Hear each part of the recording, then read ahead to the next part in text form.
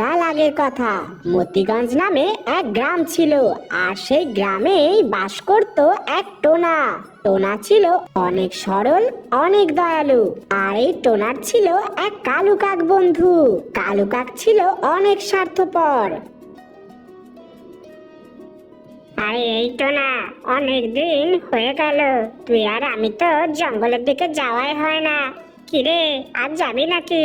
হ্যাঁ রে কালু, তুই একদম ঠিক বলেছিস। আমাদের দুজনার তো আর জঙ্গলের দিকে যাওয়াই হয় না। চল তবে আজকেই যাওয়া যাক। এই বলে কালু কাক আর টোনা চলে জঙ্গলের উদ্দেশ্যে। একটা সময় কালু কাক আর টোনা চলতে চলতে গভীর জঙ্গলে পৌঁছে যায়। এই তো না, আমরা বনের মধ্যে ঘুরতে ঘুরতে তো গভীর বনে পৌঁছে গেছি। এদিকে তো সন্ধ্যাও নেমে এলো। চল আমরা বাড়ির দিকে ফিরে যাই। শুনেছি এই জঙ্গলে এক শিয়াল থাকে, আমাদের পেলে একদম গিলে খাবে। কালু, তুই একদম ঠিক কথা বলেছিস। আমার না খুব ভয় করছে। চল সন্ধ্যা নামার আগে বাড়িতে ফিরে যাই। তো না, আজ মনে হয় আমাদের বাড়ি ফিরতে হবে না। ওইদিকে একবার চেয়ে দেখ, বলতে না বলতেই ওই সেই শিয়ালটা হাজির হয়েছে। কালু, এবার কি হবে? শিয়াল তো এদিকেই আসছে, এবার কি করব? কালু, আমার কিন্তু খুব ভয় করছে রে কালু। তো না, আমি গাছে উঠে পড়ছি, তুইও গাছে উঠে পড়, নইলে ওই শিয়াল আমাদের খেয়ে ফেলবে। কালু, আমি তো গাছে চড়তে পারি না, তাহলে এবার কি হবে? কালু, কথা বলছিস না কেন? এ কি, কালু তো গাছে উঠে গেছে, আমি তো গাছে উঠতে পারি না। এবার কি হবে? তবে কি শিয়ালের পেটেই আমাকে যেতে হবে? না, আমাকে কিছু একটা বুদ্ধি বের করতেই হবে।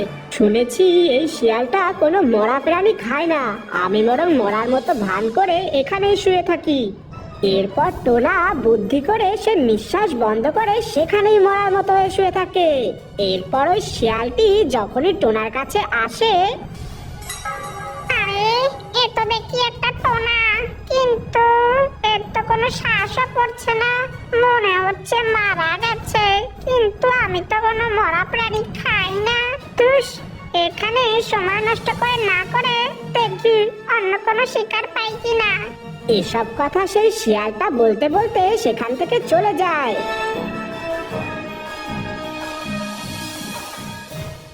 এই তো না, টোনা ওঠ, দেখ চলে গেছে ওই শিয়ালটা। ওঠ ওঠ, এবার ওঠ। এই তো না, আমি গাছের উপর থেকে দেখলাম ওই শিয়ালটা তোর পাশে দাঁড়িয়ে তোকে যেন কি বিড়বিড় করে বলছিল। কি বলছিল রে তোকে?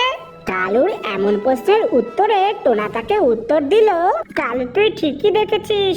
আমাকে ওই শিয়ালটা বলছিল যে বন্ধু বিপদের সময় ছেড়ে চলে যায় সে বন্ধুর সাথে কোনো সম্পর্ক না রাখাই ভালো। তাই তোকেও বলছি, আজকের পর থেকে তোর সাথে আমার কোনো সম্পর্ক নেই। টোনা এসব কথা কালুকে বলে সে সেখান থেকে চলে যায়।